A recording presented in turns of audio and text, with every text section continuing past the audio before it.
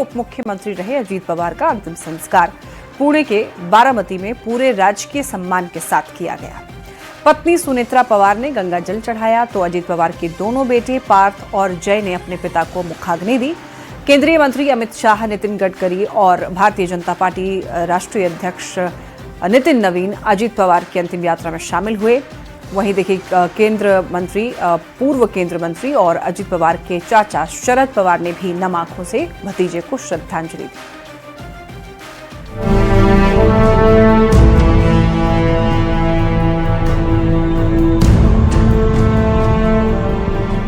अजित पवार पंचतत्वों में विलीन हो गए और अपने पीछे छोड़ गए नम आंखें, मासूम चेहरे और मातम। अजित पवार के जाने से महाराष्ट्र और देश की सियासत में एक कभी ना खत्म होने वाला सन्नाटा फैल गया। अजित पवार का महाराष्ट्र के बारामती में अंतिम संस्कार हुआ, जिसमें पूरा परिवार शामिल हुआ।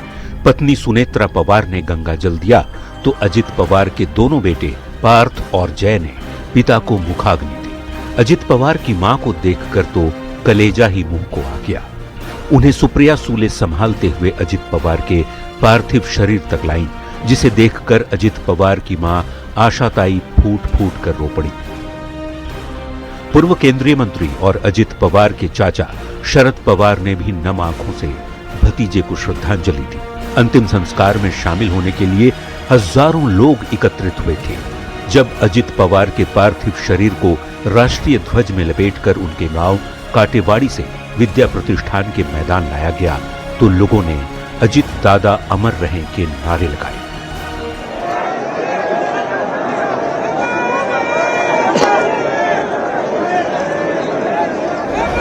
केंद्रीय मंत्री अमित शाह, नितिन गडकरी और भारतीय जनता पार्टी के राष्ट्रीय अध्यक्ष नितिन नवीन अजित पवार की अंतिम यात्रा में शामिल हुए। अजित पवार के निधन के साथ महाराष्ट्र की सियासत में एक बड़ा खालीपन आ गया है और ये सवाल उठने लगा है कि एनसीपी का अगला अध्यक्ष और पार्टी की ओर से डिप्टी सीएम का चेहरा कौन होगा? क्या सुनेत्रा पवार या फिर दोनों बेटों में से कोई एक या कोई और? Bureau report, news 18। देखिए, अजित पवार पंचतत्व में विलीन हो चुके हैं और इस वक्त महाराष्ट्र में सूनापन है। अजित पवार महाराष्ट्र की राजनीति के बड़े नेता थे। अजित पवार 6 बार महाराष्ट्र के उप मुख्यमंत्री रहे।